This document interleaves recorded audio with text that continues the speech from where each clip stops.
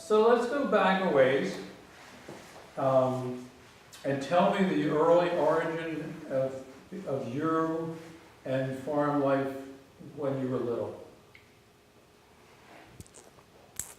When I was born, the family lived on the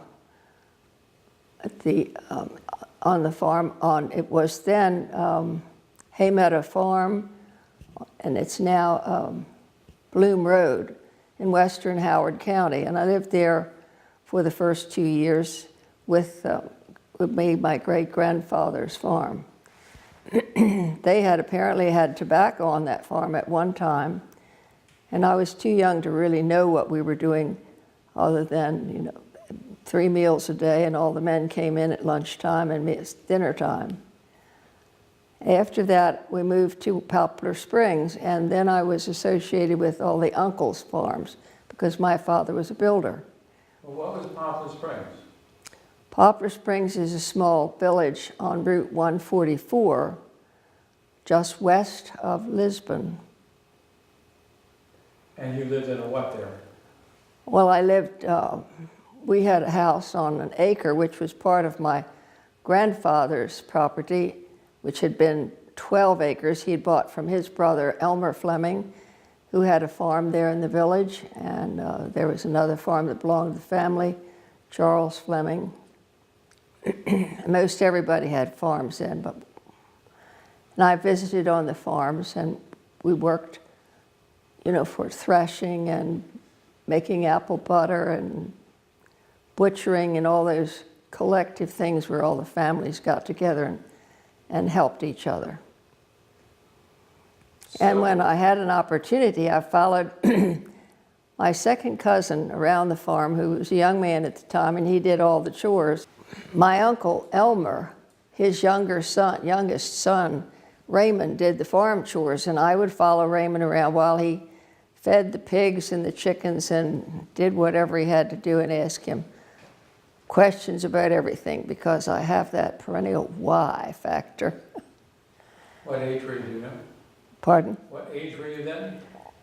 Probably 5. Great. About 5 or 6. Good memory for you. So he became your, shall we say, first farm mentor? Well, he was the first one that told me lots of answers. Of course, I had a grandfather who had a farm, and I would go there, but that farm where Raymond lived was next door to our house, which we had at that time. And I remember watching him milk the cows and shell the corn. I thought shelling the corn was a great fun, where you had to put the ear in, crank the handle. And it was always fun to go in the house with Aunt Laura, because she was always making meals for everybody, and she had a 5-gallon container like you would put lard in, with a lid on top where she kept cookies, and they were a fine thing if you got to have some. And then, did you have to earn a cookie, or you just had to sneak? No, you just had to ask for it. Or no, actually, you said yes, please, if they offered it to you. Didn't usually. You didn't go asking for it. And that was the household where I remember the threshing and everybody coming to help prepare the meals for the men, and butchering. And of course, you went to every farm to help do the butchering. You went to all the uncles and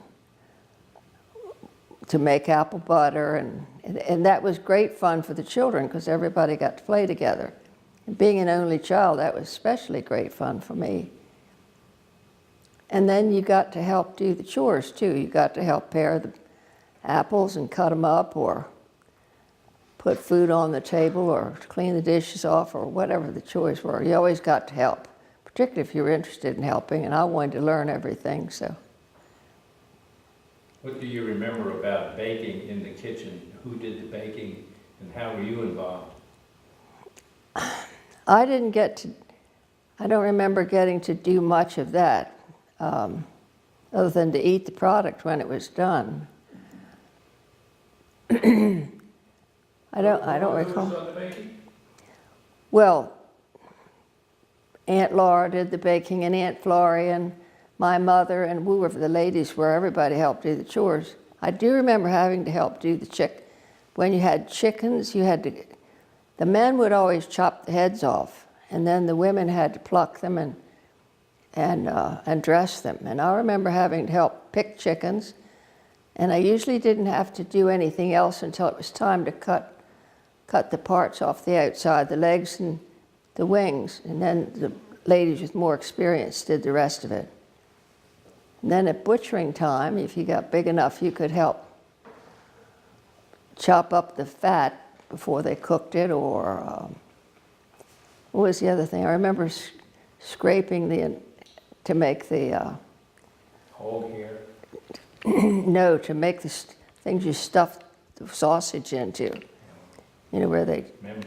yeah, the membranes, you had to do that. That was, you finally got elevated to being able to do that, where you wouldn't cut holes in the tissue. Now, what kind of stoves did you have to do the baking? Well, at that time, when I was a little girl, they were all cook stoves, wood-fired cook stoves. You know, wood-burning stoves with Yes. ovens? Yes, that's correct. Where did the wood come from? Oh, they cut it off the farm and split it, and somebody had to carry it in all the time and carry out the ashes. I remember the first time I had to ever use a cook stove was when I was a young woman. I had never had to really fire the cook stove, and I needed to make breakfast for a group at my mother's farm in Virginia. And that was a challenge, getting that cook stove running. But you did. I did. I made the breakfast. I probably had 10 people there waiting for breakfast. But it takes a little skill to do all that, I thought. Were you living without electricity? When I was a little girl, at 2, before we moved off the farm, we did not have electricity there. When we moved to Poplar Springs, my grandfather built a new house, and then my father built our house shortly after. We had inside bathrooms and electricity, but that wasn't the case at my grandmother's farm. She didn't have electricity and inside bathrooms till I was probably after the war, I think. After the Second World War, which would have been 1945, 46. And she really didn't want it then. They insisted that she have it, but she had gotten along all her life without it and wasn't very sure she needed it. But I remember going to visit her, and I really didn't like to visit her at nighttime because it was so dim in the house. It was just the lamps. Oil lamps, you mean? Oil lamps, yes. But I do remember spending the night with her, and of course there wasn't a lot of heat upstairs in the bedrooms, and we had a lot of quilts on. You'd better snuggle down underneath. We always had central heat where I lived as growing up, but not in a lot of the farmhouses. Who was with your grandmother? Pardon? Your grandfather lived with your grandmother? Oh, yes. Okay. They both lived to be quite old. Yes, they lived on the farm. There was my mother and her sister, but of course, they were all gone to their own homes by the time I remember. But grandmother liked to grow. She always had turkeys, and I remember visiting her, and we would go out in the evening and shut the turkeys up and put stone in front of the turkey house so that the fox couldn't get them. And she had guinea geese, which flew up in the tree, and you didn't have to worry about them. And Granddaddy he hand milked the cows, and we had horses. I wanted to always ride the horses, which was sure a nuisance to everybody, but I did get to ride some. On your grandfather's horses? On my grandfather's work horses, yes. Oh, on the work horses. Right. So did they ever share or tell you stories about what farming was like for them when they were starting out? No, because I doubt if it was very different than when I remembered it in the early days, because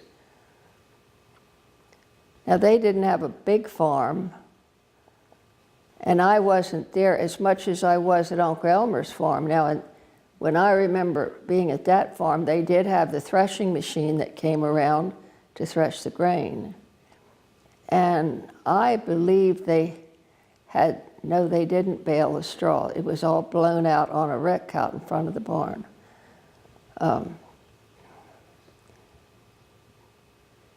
And I do remember riding on the hay wagon where, you know, it had a loader and it climbed up the loader to the top and then fell off onto the wagon, and had a couple people there with hay forks leveling it out. And then you would bring it into the barn. This is really rambling, but they'd bring it into the barn, and there was a horse. They had one horse there with a hay fork. And the hay fork ran from the horse's single tree or whatever up to the peak of the barn, and then there was a track that went back through the barn, and there was a rope that you could pull, and when you pulled that rope, it would release the hay, and it would drop there. Then they let go of it, and it would run back out to the front, and they'd stick it in the hay again, pull it up, haul it back into the barn. And those in the barn were keeping it leveled out, and it was kind of an interesting process. Do you have any idea how big Uncle Elmer's farm was? I believe it was probably about 200 acres. When you were that young, were other people, that's right, you were by yourself, you didn't have brothers and sisters. No. So then, obviously, you had a feeling of, I want to know some other people my age. How did that work out? Well, I got to play with my cousin who lived next door, Marshall. He was 4 years younger than me. And when we got old enough, we could play with Albert Welch, who was across the street. That was then Route 40, so you had to be really careful. Of course, you do now too. But when we got big enough, we could walk back and forth across the road, and he could come and play in our yard, or we would play in his yard, or we could go in the wintertime on the adjoining farms and go sled riding. And when we got some pretty crude skis, we would try to go skiing. Or build little dams in the stream so we'd have a bigger puddle to play in. Catch tadpoles. We'd bring the tadpoles home, put them in a tank, and then they'd get big enough they'd jump out and you could never find them. I thought that was great fun, playing in the streams. And then we would collect up children in the village or the cousins and play ball or play croquet or play kick the can or throw the ball over the smokehouse. I remember that was kind of fun. We'd get to do those games when everybody got together for some of these family projects, like apple butter, or that was a 2-day thing, and butchering was at least a 2-day process. And that was good fun. And where was the smokehouse? Well, that was everybody had one if you had a farm and had livestock, but my grandfather, when he built the brick house, built a brick smokehouse. And after you butchered, you would put the hams or the shoulders and the bacon to the sides. And there were a couple processes they would do. Sometimes they would pack them down in sugar and salt and saltpeter in a dry pack, and sometimes they would put them in brine, I believe, in a barrel. And then after they were in there for such a length of time, they would hang them in the smokehouse, and then they would use hickory wood, which had, I guess it burned slow and had a good smell. And the smokehouse did not have windows, but it had a vent at the top, so the smoke stayed in, and that went on for a matter of days. Then you had really good meat, except it was pretty salty. Did your uncle, what animals were he primarily raising to make an income from?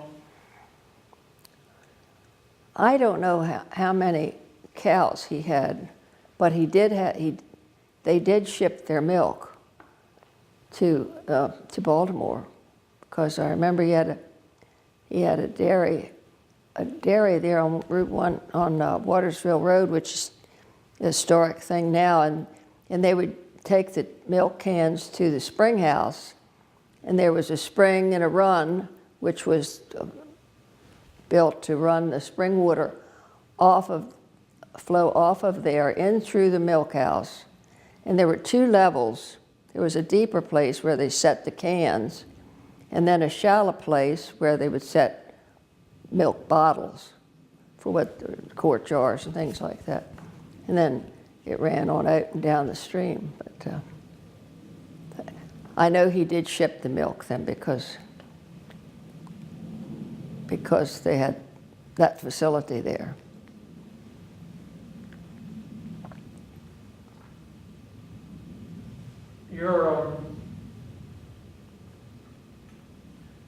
You had an interest in learning cooking? Did I have an interest in learning to cook? Not really. I'd rather be outside and helping to do the gardening or raise the chickens, or I had lots of rabbits when I was 12. And I had to help do the cooking, and I had to help Mother do some of the cleaning, but that wasn't really what I wanted to do. So it was rabbits and what? Chickens, rabbits and chickens. When I was 12, it was during the Second World War, my father decided we would raise rabbits for meat, and he sold them to the government for experimental work. So the next thing you know, I had about 200 rabbits to look after. And then he also would buy rabbits from other people to help fill the order that the government wanted for their experimental work. At that time, Purina Feeds put out a box that you could pack the rabbit, the butchered rabbit, and we had a certain way we cut them up, and the loin was the top part that showed through the plastic. And we sold a lot of rabbits for meat consumption. It was all white meat, and it was really quite tasty. But that was big. That was a lot of work. I had to clean out the cages every weekend on Saturday and feed them twice a day. And The government only used them for research. that's all I knew they used them for. We sold them at a certain age. You know, they were young. We kept our breeders, of course. Yeah, I never heard that soldiers ate rabbit during the war. No, I think my father only spoke of them being used for experimental work. But they were good. They were a good food commodity. We ate lot. They were kind of different from the wild rabbits. There was a lot more meat on them, and it was good sweet fry up, just lovely. That's because you were feeding them. Oh yeah. Yeah. What did you feed the rabbits then? Well, we bought pellets, and I'm sure we had Purina pellets, or otherwise we wouldn't have had packaging material. And then he bought, generally he bought alfalfa hay. And he was pretty particular about the hay he bought. And then in the summertime, he would want me to feed them some greens. So every day I had to cut fresh, either plantain or clover, and you had to cut it and give it right to them because they needed to eat it right away, not after it wilted, because it'd make them sick.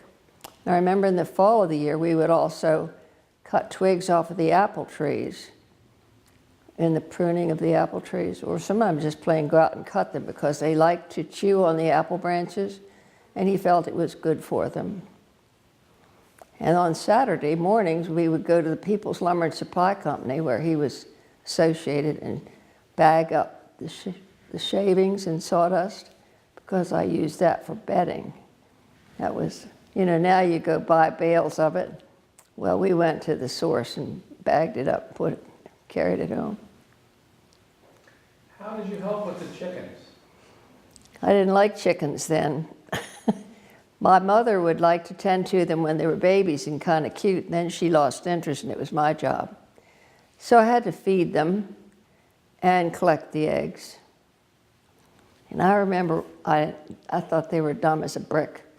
So the chicken house had a feed room and then the chicken house room, the chickens.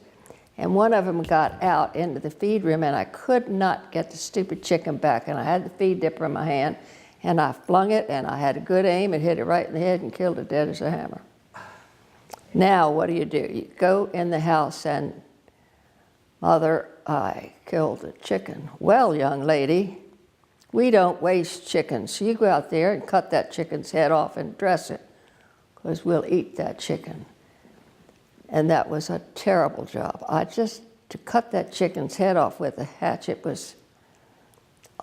I didn't want to do that. But I did it. I had to do it. You did what you were told to do. Did you get any blood on you? Oh, I don't remember that. I'd always helped do the chickens. I knew how to do it. But the men always cut the chickens' heads off. At our households, the ladies never did that. When I went to the Streaker farm, my mother-in-law, Rachel, she always cut the heads off herself, and I thought, how do you do that? When she was dressing the chickens, but anyway. Yeah, I always cut heads off with a stump and hatchet, but some Yeah. people used to ring their necks. I never tried that. No, my dad and grandfather, they always just had the stump there, and they pulled the chicken's head out, and hatchet, and there it's gone. Quickly because of blood. Yeah, blood squirt on you, and then they flop And around they her. flop around for like 5 minutes here and there. Yep. I mean, they can't, they're trying to breathe. It was pretty gruesome, but that's what we did. And everybody did it. I remember when my daughter-in-law I had my first daughter-in-law, she bought a chicken that wasn't cut up, and I said, well, you can cut it up, it's not a problem. I don't know how to do that. I said, well, that's not a problem, I'll cut it up for you. So I cut it up, gave it to her, and later on she said, I couldn't eat that chicken. I just could not eat that chicken after you cut it up. I thought, well, now you get them any other way. But, it's all in what you're used to, I guess. So, that is definitely a story. So you were a pretty tough lady in those days as a kid, because not every female child would go out and cut off the head of a chicken. I'm considering you pretty tough in those days. I've always been pretty tough. I like that. I like that. So where did it go after that? Let's look a little further at your age. As let's maybe move to preteen or teen years and see what was your lifestyle then. Well, then I didn't associate on the farms that much. I had to help Mother do the gardening and the canning, and because we had a freezer at that time too, and that was a lot of work. I think about kids nowadays, they can't do anything. We did have a lawnmower that had a motor, big heavy thing with a reel, and it was my job to cut the lawn, and then it was my job also to trim around the house and trim around all the walks, and you had the clippers, and you get blisters pretty good on that. And then sweep the walks afterwards so it's nice and neat. And then, as I say, I had to tend to the chickens. What else did? And then I got involved pretty much in school activities. How did you get to school from that house? I went to school on the bus. When I was in first grade, my father thought I was too little to ride on the bus for all the time it took to get to school, because we lived in Poplar Springs, and the school was about a mile down the road. But the bus, it was only one bus that went and picked up everybody, little to big. And you went, and we had at least 30 or 40 minutes where we went to Florence and Long Corner and Schaefer's Hill Road, all around, picking up everybody. So he decided that he didn't want his little girl to have to do that. My mother should take me to school. Well, she didn't like to drive, and you would have thought she had to drive 50 miles. She made such a to-do of it. But after the first year, I rode on the bus. And it was, everybody rode on the bus. And all the high school kids did not drive their own car. Everybody, you probably remember, you didn't drive a car either. And all the girls wore dresses to school. You always wore dresses. And I remember the boys wore regular pants or the kind that came knickers with socks. And most of them wore a necktie with it and a sweater. I'm going to ask you what school it was, but when you're fiddling with the cable that's in your hands, I can hear that. I'm sorry. Sorry. It's okay. So I went to Lisbon School. and did they required you to wear a uniform? No, it was public school, so we didn't wear uniforms. So this just became your style? Everybody just wore dresses. I mean, that's the That was style just that what you wanted to did. do. I Yes. got you. You wore what you could wear or what you had to wear or whatever. Was Lisbon then from first grade to 11th Yes, in one same school? yes. And it was only to 11, through 11, until a few years after I graduated. And then it was a 12-year system for a while, and then they closed it when Glenelg, I guess, was open. Yeah, 1950 is when there was no graduating class. Is that the year? I knew. Take another year. I graduated in 1948, so. Were you getting any income during those years of high school? Me? In No. other words, did you have a part-time job, or did you help somebody out to make some spending money? Well, I looked after those rabbits, and that was a pretty good bit of a job. No, I didn't work out. I didn't get a job until I graduated from high school. And then, Well, before you graduated from high school, you wanted to buy something you needed. How did you go about that while you were in high school? well, I don't know, you didn't particularly need money, or else your father just gave it to you. He didn't, as I recall, there weren't a whole lot of kids that got an allowance. If you needed money, they gave you money, but it didn't come too freely. You got what you needed, or they bought it for you. And I don't know, there weren't all those things that children want now, that they want now, but there wasn't a whole lot of stuff I didn't think that you needed, somebody didn't give you. And I didn't think I grew up, I don't ever remember not having what I needed and plenty of it, but there never was here, have $5 would have been, several. With a few cents, you could go to the little store in Poplar Springs and buy a whole bag full of candy, penny candy. Describe your lunch that you took to school, what it was, and how you carried it. Well, I had a little thermos, and I remember breaking a few along the way. They had the glass interior. So you took either milk or generally milk, and then you had sandwiches made out of ham or cheese, or I didn't have a whole lot of peanut butter and jelly. Now you got bologna, but that was something you had to buy too. You generally used whatever we had, chicken, and you would have fruit, and always there was cake or cookies. Plenty of food. Didn't have things. I don't remember taking potato chips, pretzels, none of that stuff. You just had food. Now and again, you'd trade lunch with somebody. Did you ever trade lunch with anybody? Don't remember that. Yeah. Here, you can have my ham sandwich if you give me your bologna one, because I never got bologna. I always tell people, and I always said, and it was true, that we didn't have peanut butter and jelly. I didn't even know what it was, and I don't like it to this day, because we didn't have peanuts on the farm. I don't remember eating peanut butter and jelly either. We didn't have it on the farm. We didn't eat it. That's right. That's about right. We had plenty of jelly. No problem about the jelly. My mother made her own jelly. Oh, yeah. Preserves. Right, pickles, made everything. What was Uncle Elmer doing while you were in high school? As far as I know, they were Was the farming still going on? still farming, yes. Oh, okay. I know they did grain farming, And they had pigs and chickens and then cows.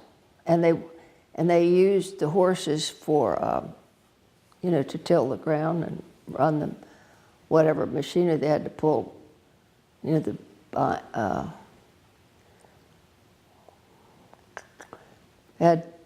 mowers, where they had to cut the hay, and then the hay rakes. All those things, they used horsepower. It was not until after the war that I remember anybody much using tractors. One of the uncles farmed with mules. Everybody else farmed with horses. And they were usually Percherons or, Belgians. Percherons or Belgians. The farmers in this area used clean-legged horses. They did not use Shires and Clydes and things like that. Was that the question you asked? Okay. So, what happened to, you have more than one uncle who had a farm, or just Uncle Ern? There was Uncle Elmer had the farm next door, and Elmer, yes, sorry. and then there was Uncle Harry, he had a farm, and Uncle Clarence had a farm, and my mother's father had a farm. And then the great-grandfather had a farm, but that was sold during I guess he died, and everybody else had their own farms, and I believe it was sold. And I don't think I got your maiden name. Fleming. Fleming, okay, you did say it before, I didn't put it together. So the Fleming brothers, which are your uncles, were all doing the same type of farming? Was there anything that differentiated them differently from each other? They were my great-uncles, Great, I'm sorry. because my uncles were in the building business. They all took after their father, who was the only brother that was a builder. But yes, all of the farmers farmed essentially the same, except Uncle Harry, who used mules. He was a mule farmer. The others used just plain draft horses. But they all milked cows, and then they did their other, work. I wonder why you picked mules over horses. I don't know. They have a different temperament. I know you have to work them a little differently than. I know at the mule pull at the fairgrounds, which I've run the mule pull and the horse pull, the horses will just dig down and pull. The mules will pull what they want to pull, and then they'll quit. Oh, that is a little bit different temperament. Right. Mules don't founder. Usually if they quit eating when they get full, horses will just eat until they get sick and die. Or founder. Mules are very much more independent. Sometimes with the mules, they didn't like to have a bridle or halter put over their ears, and you had to have a different headstall on the mule harness than the horse harness. Now, I don't know whether they still fool with that or not, but I know that they were pretty sensitive about their ears. Mules also, if they're plowing a field and they get tired or they don't want to go anymore, they'll stop. They'll just stop, right. That's Also, good. if they hear a dinner bell, which was a sign for the people to come in to eat at dinner time, lunchtime, they'll turn around and go back to the barn, take the plow with them. You had to have a different temperament, I think, to deal with the mules. And I don't believe too many farmers would work mules, and I don't remember that they would work mules and horses together. Do you? Because the mule... My grandfather had both 2 horses and 2 mules, and he worked them for 2 different things. Yes. I was too young to know why. They either worked mules or you worked horses, but they didn't work too well together. But other than that, most everybody had milk cows. At that time in Howard County, when you drove down the road, it was a dairy farm, adjoining dairy farm. It was just a dairy-producing county. Particularly around here, I know that everybody had dairy cows. Now tell us about wash day and ironing day? Oh, well, I remember wash day at Aunt Florrie. She was like my grandmother. She had raised my father and his two brothers after their mother died. Anyway, she lived with my grandfather. She was his sister.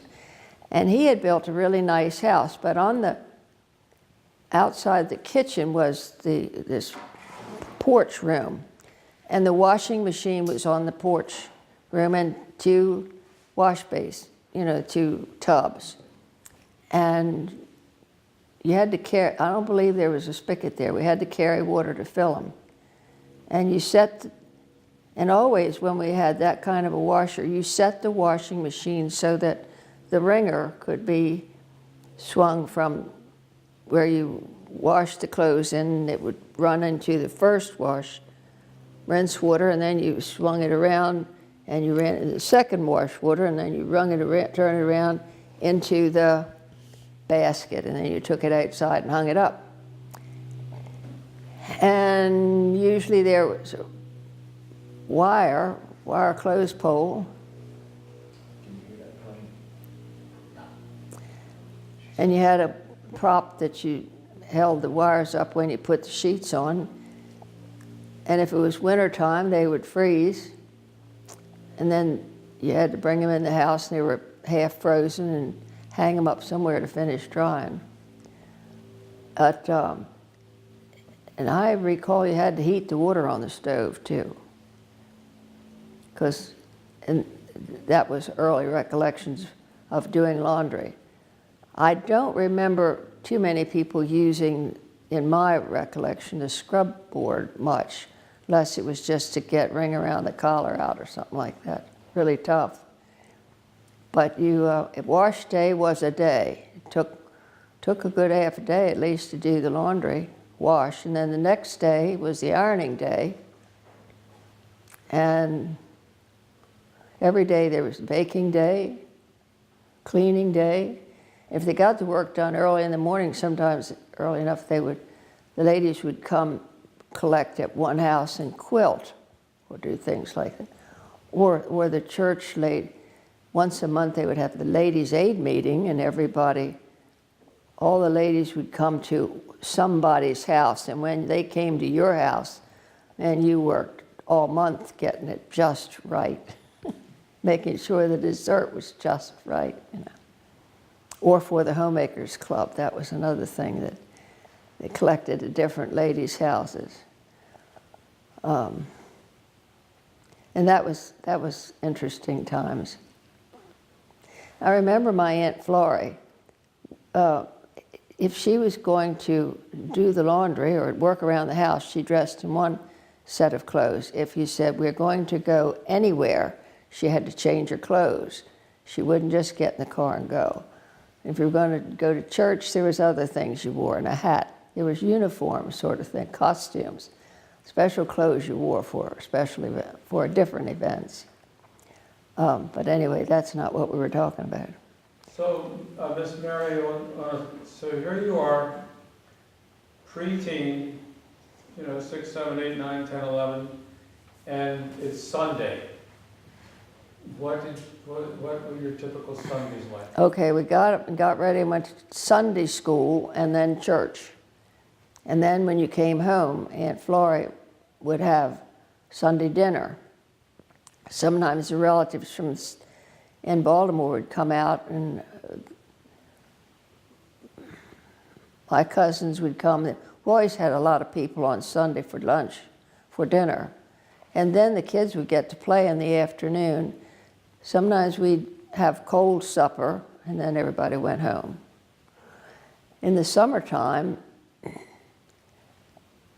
if we went to Aunt Laura's house, they had an ice house where they would cut the ice in the winter off of the ice pond and store it in this underground hole in the ground. It was a hole in the ground with usually a building over top. Anyway, they cut the ice in the winter and they put it in there, and they put straw over it and to insulate it. Then in the summertime, you had ice for your iced tea, because there was, that's early on.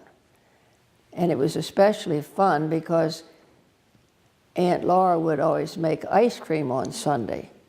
And that was a real treat, you know, and they would use that ice from the ice house, put salt on it, and then you had the metal container, and you got to crank, and after it was all frozen, then you got to eat the ice cream. A lot of visiting went on between the families, and that was, on Sundays, was a good time for everybody to go visiting. You go see your grandmother, you go see Aunt Flora, you go see Aunt Laura and Uncle Elmer. It was because people just did a lot of visiting. And oftentimes she would invite the preacher and his wife to come eat with us. That was something I don't see happening anymore, but it was quite common for folks to invite their preacher to come home and have dinner with them. But that was, or if it was bad weather, I remember cuddling up on the sofa and reading a book, things like that.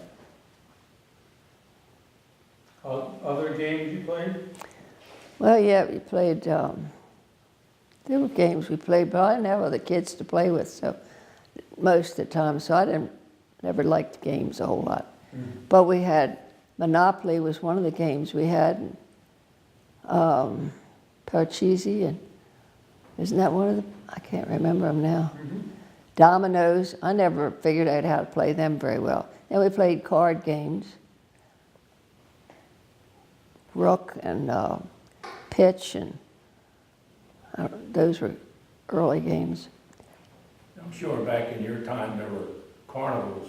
Oh, yes. Do you remember even Brendel Manor Park? I do. I remember when I was a little girl, we got to go to the Farm Bureau picnic or day down there. And there was a swimming pool there. And I never got to go in a swimming pool very much, but apparently Mother knew about it because I had a bathing suit with me. And I remember playing in the swimming pool, and it was such great fun.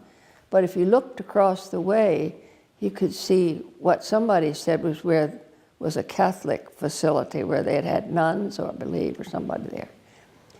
That was my recollection. I remember doing that a couple years, and I thought that was such. I really looked forward to that.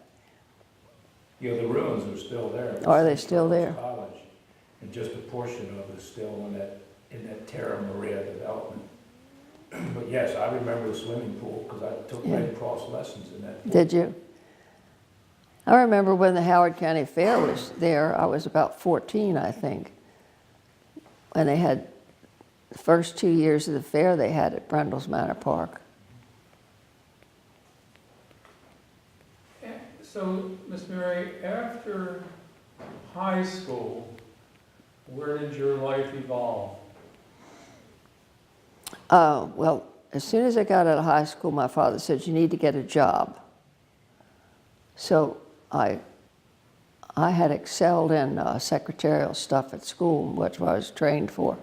So I got a job at Montgomery Ward's as an Ediphone typist. And because I was valedictorian, he gave me a new car, which is kind of a pretty good thing to have. Your dad did? Yes. So I had the car to drive to Montgomery Ward's to go to work.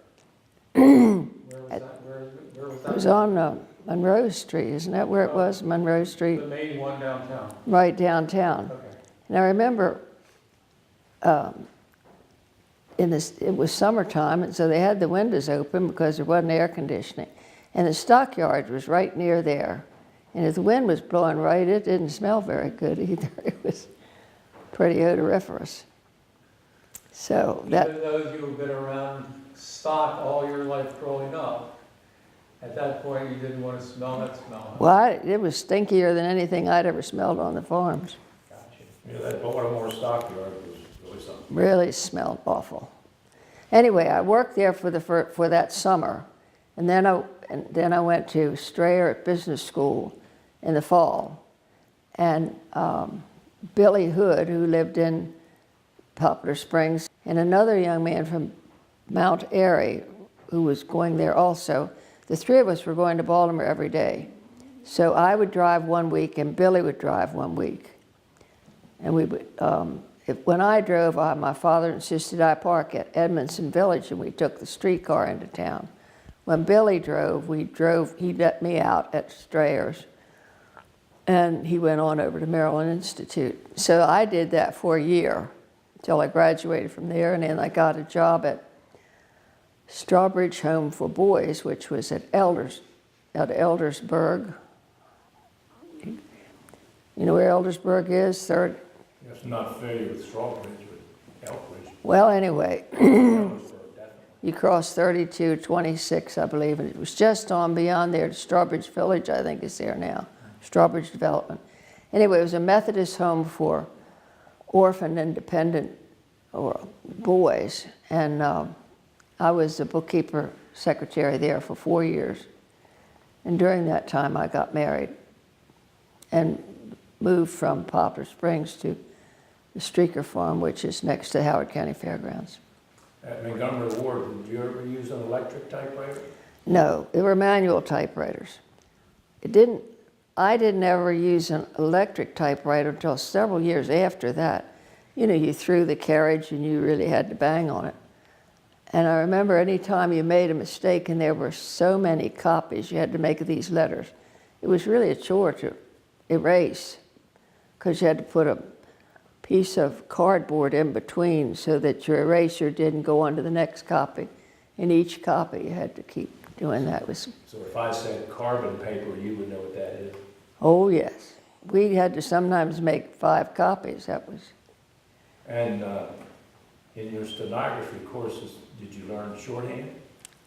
I was very good at shorthand. And you were good at typing, I bet you. Yep. How many words a minute? You remember how many words per minute? I think I could transcribe at about 90 words a minute. And I can't remember how many words a minute I did for shorthand, but it was as fast as you could talk. Because I remember doing, you could go beyond the regular shorthand, which is symbols, but to court reporting, and that was a lot of short forms so that you could even do it faster. But even when I graduated from there, they had some kind of machine that was coming in that you could type symbols on. I never learned that, and had a ditto machine and a mimeograph machine, but if you wanted to reproduce things, you had to cut the stencils or create the ditto. And I knew how to do all that, but now it's so wonderful what you can do with all the equipment. But when I first had an opportunity to work on the electric typewriter, I was pretty accurate, but I tell you what, it seemed like I breathed mistakes, because you only had to move your finger and you'd created another stroke, where we had to really bang them to make it, particularly if you were cutting carbons and stuff. So that made a difference. You had to develop a whole new touch. Moving it. Some typewriters had cotton ribbons. Oh yeah, you had to change the ribbons, and you had to keep cleaning the types, the keys, because the letters would get clogged up and you'd have to brush them They out. made clay that you could dab each key. Yeah, or else you lifted them all up, put a piece of paper in there, and then you used the solution and Carbon tetrachloride. yeah, cleaned them out and got it going again. But that was good stuff that you could just punch down. It would lift it up. It's almost like a putty. Yeah, you type 90 words a minute. I was in military intelligence school. In order to get through the school, you had to be able to type 35 accurately. Yeah. And there were people who didn't pass the course because they couldn't type 35 words a minute. I remember my father built a house for a man whose wife was one of the secretaries down at the courthouse. And I hadn't gone to business into the commercial courses. And I thought it was just so wonderful watching her do that touch typing. So I persuaded him to buy a typewriter for me, which he did. And it came with a book on how to do touch typing. So I decided to teach myself how to type that summer. So when I went to the first class, I could do 35 words a minute. Yeah, you said a Yeah. machine that I didn't recognize, idiophone? Ediphone typing.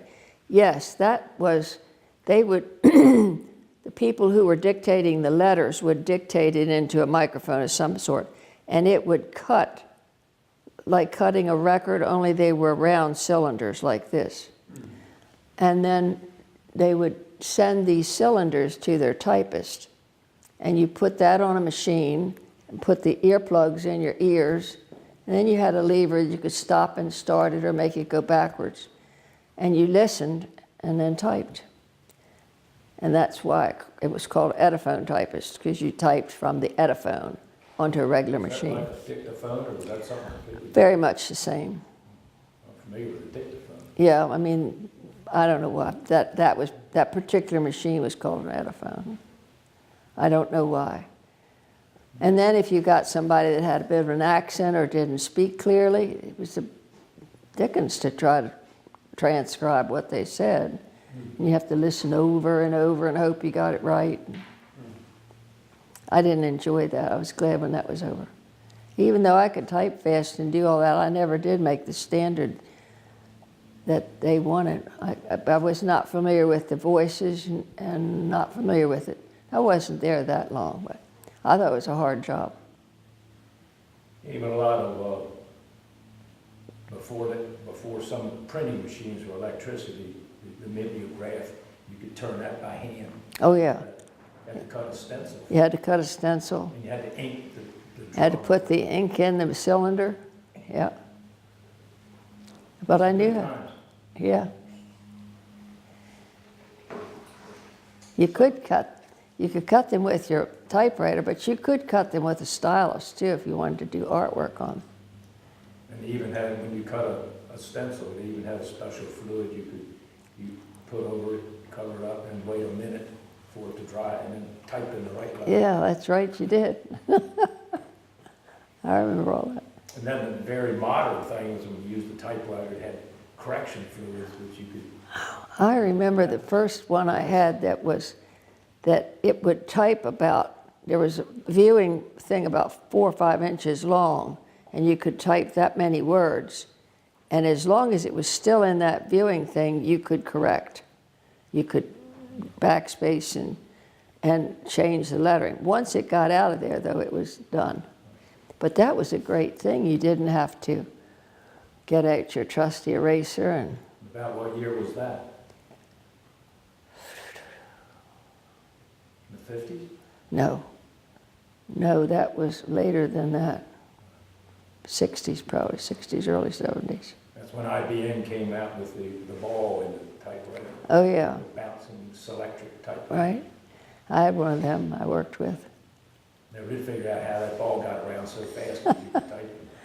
And there was one that we had that you could buy different typefaces. Different balls. Yeah, and so if you didn't want that particular type, you could change it. Script and Yeah, different thing. That was a great step forward, I thought. it was a surprise to me when I first got a computer, it was the same as a typewriter. Yes, I thought it would be different. We call that board? The Key- board you type on. keyboard, I guess. Keyboard. But you know, even on your telephone now, the one I have now, the keyboard's still laid out the same letter configuration. Even though they're too tiny, you can't do touch typing, but letters are in the same place they were when I learned in 46 or 5, whenever I did it. I still have an Electric Smith Corona typewriter. Do you? Yeah. I'll be back in a second, Mary. And it has little wheels like that with every letter around the wheel. Oh, I remember Slip the that wheel too. down in there. Yes. Still have it. Does it work? Yes. You don't- It takes a one-time ribbon. It's Mylar. Oh, and you can still buy it. You Yeah. can still buy the You ribbons. can still buy those ribbons at Office Depot. Really? Now, the typewriter ribbons that have the red and the black, they're tough to find. But I remember using them up until you sometimes got holes in someplace, then you had to throw them away. So, Miss Mary, you were in the Montgomery Ward, and did you get into another job after that? Because I understand somewhere in here you got married. Well, I got married while I was at Strawbridge Home. I went to Strayers in Baltimore, and I graduated. Then the job that I got was at Strawbridge Home. And it was the 4 years I worked there that I got married. Now, by logics, before you got married, you met someone, Well, I met Howard in high school. all the way back then. Yeah, I met him when he came to sophomore year. I guess we were about 14. But you knew him for X amount of years before you got married then. Yes, we met when we were 14 and got married when we were 19. We're really old. Yeah. But you know what? It wasn't that old. I mean, it wasn't that young then. People got married much younger then. And you got married in a church? Got married at Poplar Springs Methodist Church. And that was your church? Yes, in 1951. So I understand Howard has another lifestyle that you were familiar with other than being a stenographer? Well, yeah, they had a dairy farm. So that dairy farm was bigger than the dairy farms I was talking about in Poplar. They were much smaller because I think they had already built the second dairy barn. There were two big dairy barns there. There was a pretty big milk operation. But Mr. Streaker had got brain tumor, had a brain tumor developed, I think right before we got married. And then things didn't change appreciably, but he had a series of brain tumors that came every 2 years until he finally died in 1963. We continued to do dairy farming until it just got to be too hard to find dependable help to do all that milking. And so we decided to, and I can't remember, it was in the 60s, they decided to sell the dairy cows, and they went into beef cows for a while. And then ultimately we still had beef cows, but we became a horse farm. And bred horses and trained them and went fox hunting and did carriage work and a lot of driving. And Well, Ms. Mary, let's go back to the times when you found out you were going to live on another farm with Howard. What was your lifestyle like then in terms of making the farm work? well, I still liked working outside. So when they had the dairy farm, anytime that I could, I would go to the barn and help set up the milkers. And I never actually did the milking. I did help set up the milkers, and I would help do the feeding and look after they had some riding horses then and still some draft horses. So I helped do that. Mrs. Streaker had chickens. There were pigs. So I helped with whatever was going on, unless Mr. Streaker thought it was inappropriate. Then I had to not do it. When you said set up the milkers, what specific is that? Well, Did you attach them? you had to put them together. You know, after you milked in the morning, everything had to be washed and sterilized and hung up to dry. So then when you came back in the evening or late afternoon, then you had to reassemble everything and put them. I remember that there were rubber suction things that went in the inside of this metal contraption. Metal contraption fit on the top of the milker, and it had tubes of some sort that went to the four tits. Yeah, did you attach? Or you said you set everything up and somebody else would Yes, I set it up in the dairy house. I would help put everything together, get the strainers ready, and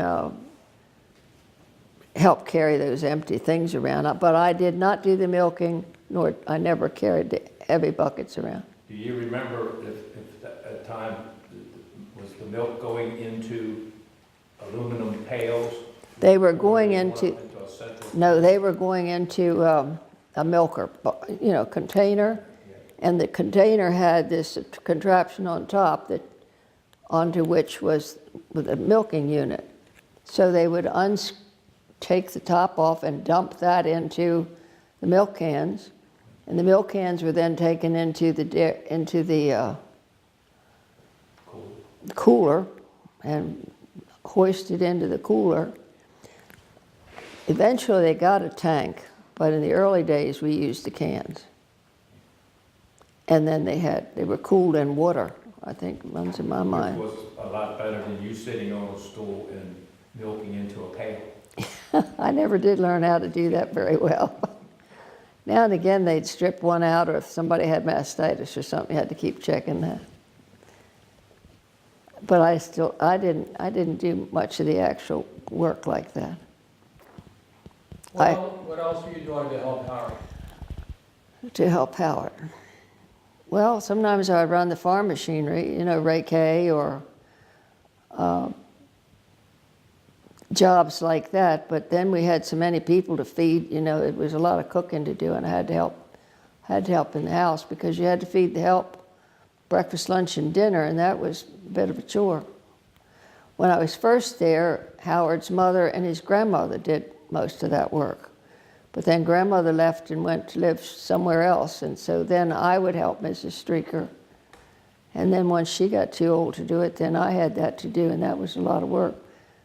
But I did like working in the horse barns when we had, so I, did all that I could, and then go make dinner for everybody. What kind of machinery were you physically driving? Well, I drove the tractors. I drove which we had Alice Chalmer tractors. I remember raking hay one day, and I made the turn too short, and I got that wheel up on the tractor wheel. Thank God I stopped quick enough, and I thought the world came to an end. I left it there and walked in and found somebody to come get me out of trouble. But I was pretty careful. I didn't usually let something like that happen. I actually drove trucks more than I did the other I things. assume you were related to Donald Fleming? Yes, he was a second cousin. He also was an Alice Chalmers man. Was he? Well, at the Carroll County Fair, he would have his big exhibit on the Alice Chalmers toys. Oh, really? Many Alice Chalmers toys. And Alice Chalmers tractors he would display at the Carroll County Fair. Is that right? Mr. Streaker really liked the Alice Chalmers tractors. That would be Howard's dad you're talking That's about? Howard's father, yes. Okay. So that went on for a while, helping Howard and Mr. Streaker on the farm and living there. We lived when we first got married, we lived at the farmhouse for 4 years. And then we built a house up. My father bought a farm next to his for us, which was about 60 acres. And we built a house there.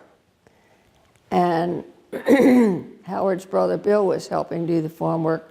So he went to work for 1 year doing construction that he didn't like a whole lot. So Bill had to then go in the military. So we went back, Howard went back to the farm, and we ultimately sold that place and went to live at the Clearview farm. By that time, we built another house there on the edge of the farm, and Howard was running the farm by that time, I think, basically running it.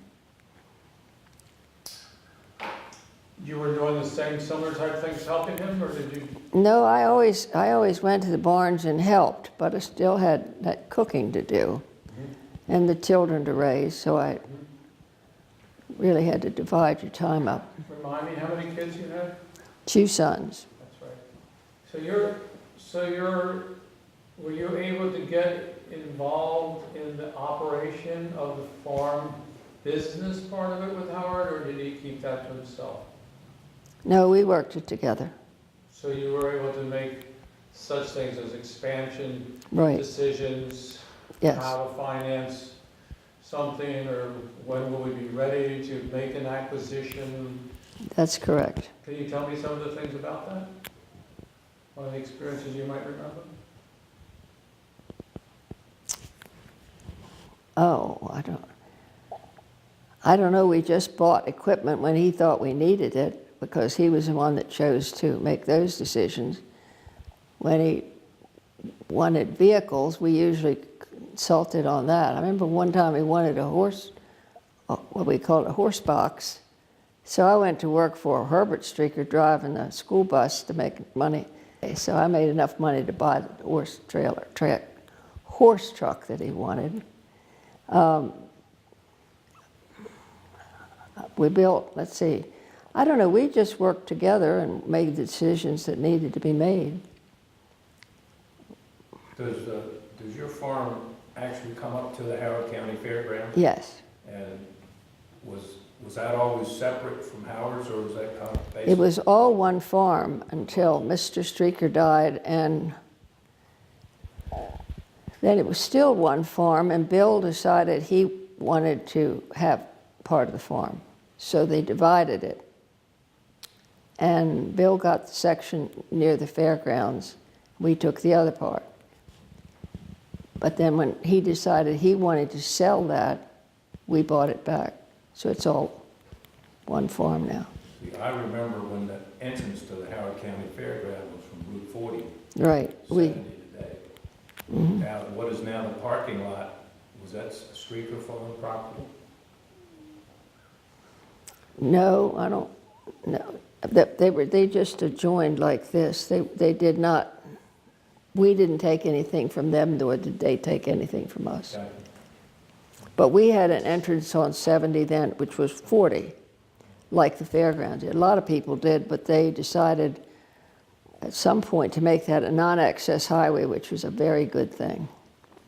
I have a picture taken from an airplane that shows the fairgrounds in 1968.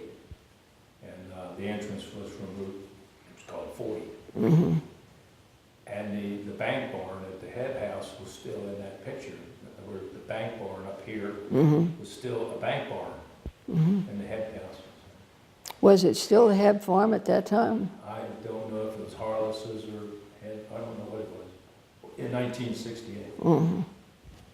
Do you remember when they ever had parachute jumpers in the Howard County Fair? Used to parachute in? Yeah, I don't, but I remember them having hot air balloons in the area. Yeah. But I don't, why wouldn't I remember that? I don't know. Well, it was my brother and I. Oh, you the ones that jumped? Where did you land? Down today, exactly where the main display building is. Oh, really? It wasn't there yet. Right. The horse ring was there. Mm-hmm. The horse ring, but it was just a bare spot. Today, it's the main display building. Yeah, I know they built that Quonset hut type thing that they use for the St. Lawrence Seaway study. I don't know what that is. Hmm? You lost me there. Well, that when the building was originally built, it was not shaped like, it was the same perimeter that we have now. Yeah, but it had an arched Well, I remember that. roof, and one of the blizzards, it collapsed. They decided to rebuild it with the structure that's there now. But don't you remember when it was the St. Lawrence Seaway thing? Didn't you ever get to go in there? They showed all these ways they were directing the currents, and it was really rather interesting to look Early at. 60s? I guess it was, because that was why it was built. I was in the Army. Oh, that's why you did. Because I remember, I missed 3 years of life. well, I don't know how many years they did the study, but when they finished the study, then they turned it over back to the fair, and they only used the very front portion of it. You know, they didn't use the whole thing. Because I remember the Maryland Sheep and Wool Festival started using it for which is now a big deal. When we first started using, we only used a very small section in the front. And as the fair, they would pave a section, then pave the next section until they finally got it all paved. But, you know, then it collapsed, and then they rebuilt it. And it's been improved ever since. You know, now it's heated and air conditioned and Beautiful. nice building. I guess will be paid off someday, huh? Well, I'm on the board, and I don't hear them talking about making payments on it, so I don't, That's a good thing. yeah. I've been on the board several years now, but that's not been anything I've heard them talk about. They're talking about putting an addition onto it, I know that. Not a big addition, but, Yeah, if it goes westward, they'll lose that little parking lot. no, they're talking about it east. I mean, I don't know whether this is on tape, but it shouldn't be. But anyway, Let's try to concentrate back onto the new life you created between you and Howard on Howard's farm and how you continue to operate that. How did that progress forward in terms of, you know, did the farm change over time? Did you, I mean, I understand you separated from each other, so was that many years later, the kids were growing away? yep, that's right, but, Before you got to that part of that happening, right. how, We were doing the dairy cattle, dairy cows. Then we went to beef cattle. And from beef cattle, we also did pigs. And then we decided to move more into the realm of horses. okay, well, let's stick with the beef cattle for a little bit. They don't use the same equipment as dairy cattle use. No, we took the stanchions out and they ran, we used the buildings differently. Any new equipment? What kind of beef cattle did you prefer? I think, well, mainly they had Angus and Herefords. Those are the two. Angus are black and the Herefords are red. Yes, and then at some point, they brought in some Charolais, it seemed to me, but not a lot. They were mainly the Hereford or the Angus. So did you have to buy a lot more equipment?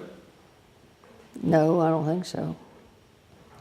They would feed them out. In the wintertime, we took the ensilage out and fed them, on the ground.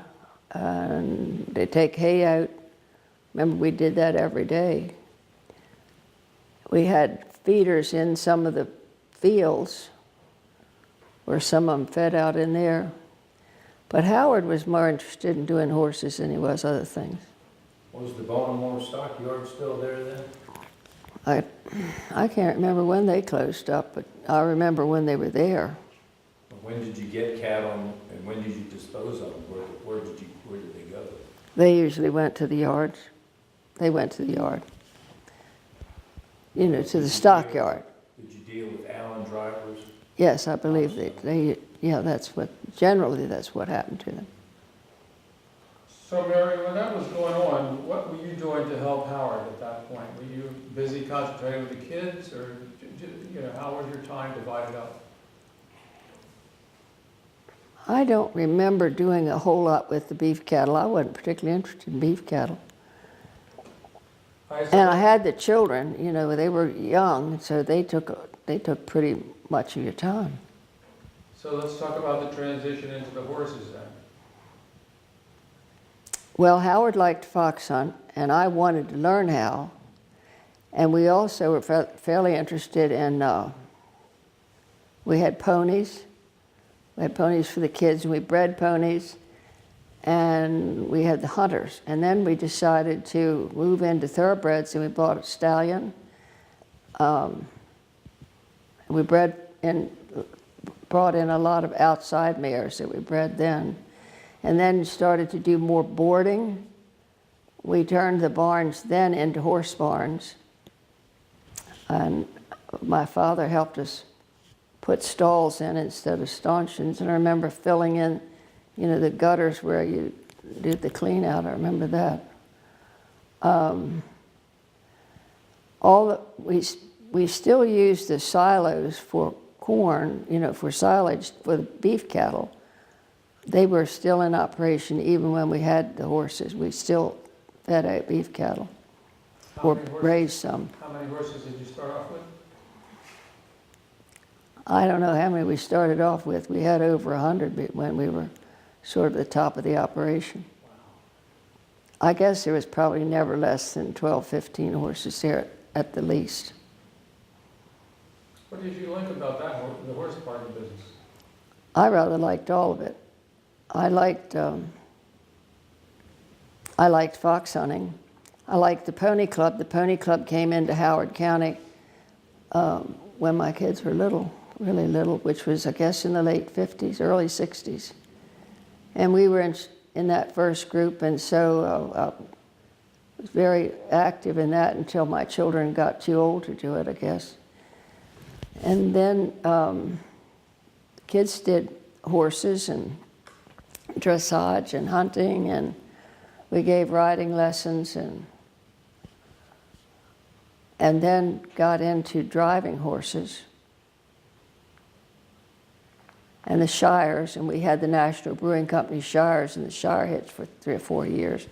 Developed that. Howard went to England and bought the horses, and we developed the hitch and showed for the National Brewing Company. Had an 8-horse hitch, very much like Clydesdale. Did the same sort of performances, and I think I know we went to Ohio State Fair, Timonium, and pretty well took them up and down the East Coast. Yeah, that was a big thing in the county, driving by the 144 and seeing those Yeah, that was deer horses out there. It was a very, very exciting time. And how did you help directly with that? I did a lot of the research on costuming and having the livery made. We had that made in England through Vordenberg Saddlery in town. I remember going to Middleburg, to the library there, and researching what formal livery was to look like, and what livery for like the brewery wagons, what that was to look like. And there was a lot to be done, making sure you had all the clothing, the costuming right, and harness was cleaned, and there was a lot of logistics in that. And what time period did that whole setup represent? That was from about 1969 to 72 or 3, something in that frame. And so the costume, the horses, the livery came out of what era you were depicting? We were depicting what they were doing in London at that time, but the livery we also had livery for like the road coach and some formal carriages, and that was perhaps, well, they still use, if they're going to be doing that kind of driving, they still use it, but I guess late 1800s, early 1900s. Do you have any pictures of that? Your setup? Yeah. Great. Good to know.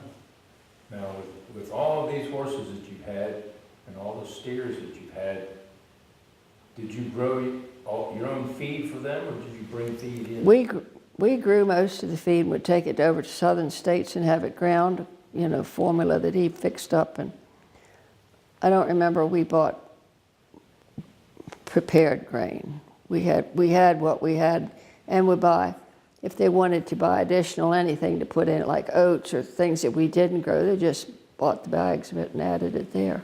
So essentially, you grew it on the farm. We grew it on the farm, right. Then when we got the British horses, I know at times we would feed them a lot of beet pulp. We had to buy that, of course. The word was beet pulp. Beet pulp. And beets that grow. Sugar beets, it's sort of a, I don't know what it looks. You can still buy it.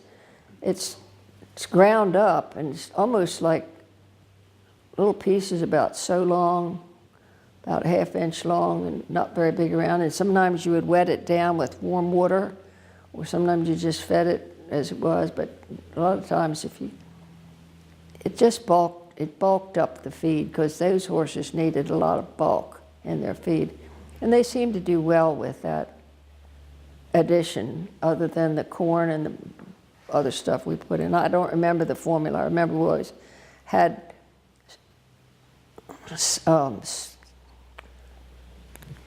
what is it, the sweet stuff, like syrup, but it isn't called syrup, that you put on horse feed to make it sweet. Molasses. Yeah, you put the molasses on there, and when the feed was still moving, that's when the horses really liked to eat it. Molasses and oats. Yeah, molasses and the oats and the corn, and what else did they put in? I don't know. But we fed hay. We didn't feed pellets generally. You started going to the Howard County Fair as a child? I don't know how far back the fair goes. 14, and that was the first year they had it. So you were at the very first Howard County Fair, I was, I think it was 1947. right. and it impressed you? Absolutely. I've always loved the fair. I went both years it was there. I think I've gone almost every year because they went from there to, I can't remember if they went to high school, Ellicott City High School, Yeah, second. and then they went to Laurel Raceway, and then they built the Howard County Fair where it is now. I believe it was that progression. I remember designing the middle panel and the quilt that they have hanging in there, and we had all those locations on there. And so that was more of the curious fair goer experience, but somewhere there's a transition that started to occur with you and the fair. Can you relate back to how that started? Well, when I think I started entering some crafts. I've always been interested in art and crafts, and I remember entering some crafts in the fair and early paintings. But then when I got at the farm, Howard's Aunt Bee was very much into 4-H, and she got me involved in helping design stuff for the booths that the 4-H kids made, or helping with the displays, you know, the floats, and then running the talent show. And then I started being chairman of the arts department because I was always interested in art and did pretty well with the art. And then I got involved with,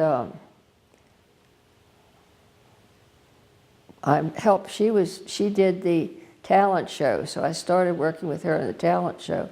I've been doing the talent show for the last 50 years, more than 50 years. But then we showed the ponies at the fair. We had some really nice ponies, and we would show ponies, and then we showed horses. That was always a fun thing. How did they do? Oh, we did pretty well. Now you said Bee. Aunt Bee, yeah. Bee Peppercorn. Oh, so it's related to you.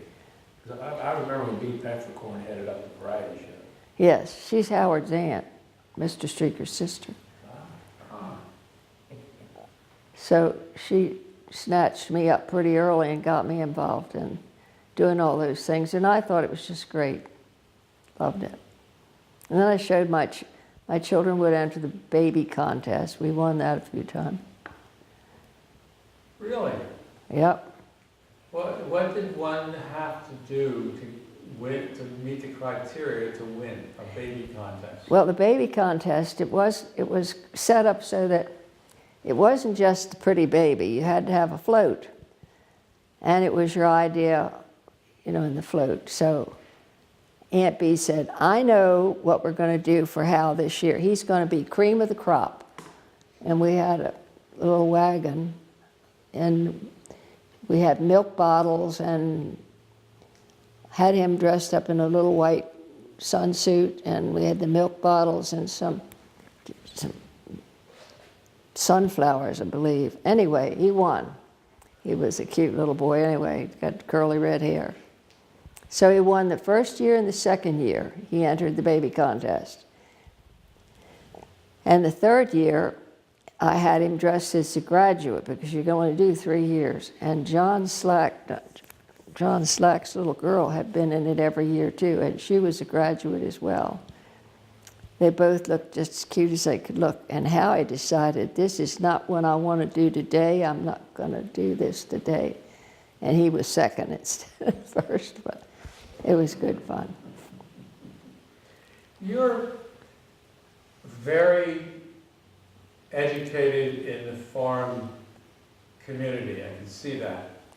So would you give me a little perspective on how farming used to be and how it's grown to where it is now? Well, I don't, Your interpretation. how interpretation. I thought it was a very personal thing back then. I thought the farmers were very independent. They did it their way according to when they wanted to plant and how they wanted to do it. And now they were very competitive. You know, if the brother was cutting the wheat down, we better get it done. You know, there's always that competition among them. I remember that with Mr. Streaker, because it was such, you know, there were just so many of them. They were closely associated, and it was a more hands-on thing. Now, and you see, I'm not living on the farm now. I'm pretty closely associated with, but it's very regulated. Like Howard has to go take courses in how to put down herbicides and how to do everything and how to fence out his streams. And I don't hear about all of it, but and you know, there's a different style of farming. You spray for everything. You don't till the ground. You spray and you kill it, and you put something else on to make it grow. Not this sort of hands-on, dig in the dirt, watch it happen. And I may be wrong about that, but that's how I see it. The small farmer is just about a thing of the past, because if you don't have some other way to make a living, you're going to starve to death or sell your farm. Very much you have to specialize, you know, raise jillions of turkeys and dairy farming. I think Bob Harless was one of the last holdouts for that. Dave Patrick now is one of the few dairy farmers left in the county, isn't he? Dave Patrick. Howard's talking about having somebody else do the farming because it's too expensive to buy the equipment and keep it up, and it's better to just have Dave Mulnix do it. Of course, he's getting to the point where he doesn't want the hands-on business anymore. But unless you're specializing, and back then you could be very generalizing and make a living, but it's hard to do now. Anything else for you? Does that sound too discouraging? No.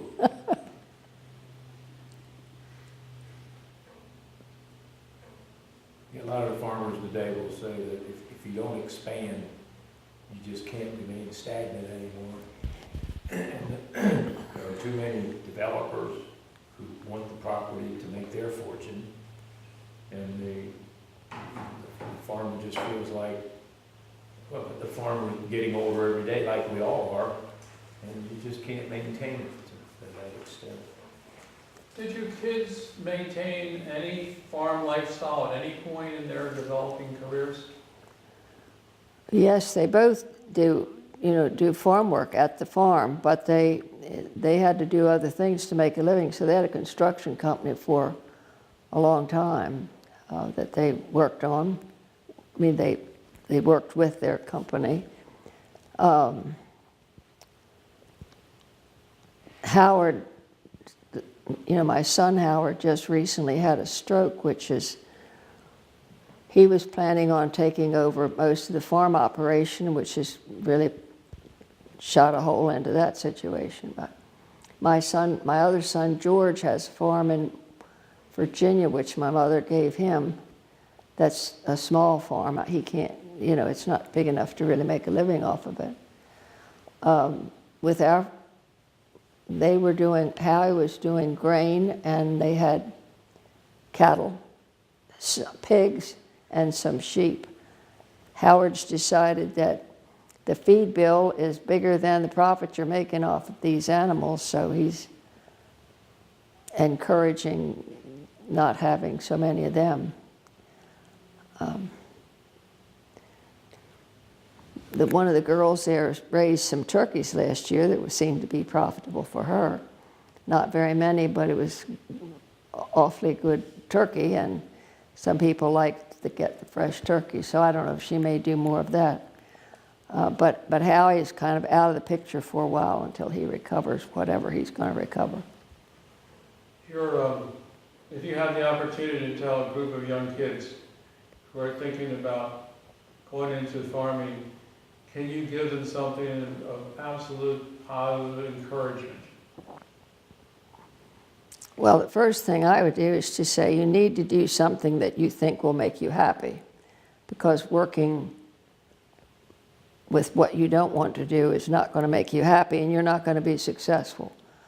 I think they would need to plan carefully what they're going to try to do, how much equipment, and which I think is a problem. The equipment is so expensive, and with a small farm you can't use the equipment enough before the crop's gone and it's out of seasonal operation. So it's hard to keep good equipment with the size farms, and you've got to do like Dave Molnick's group, where you do lots of acres so that you can afford to have the big equipment.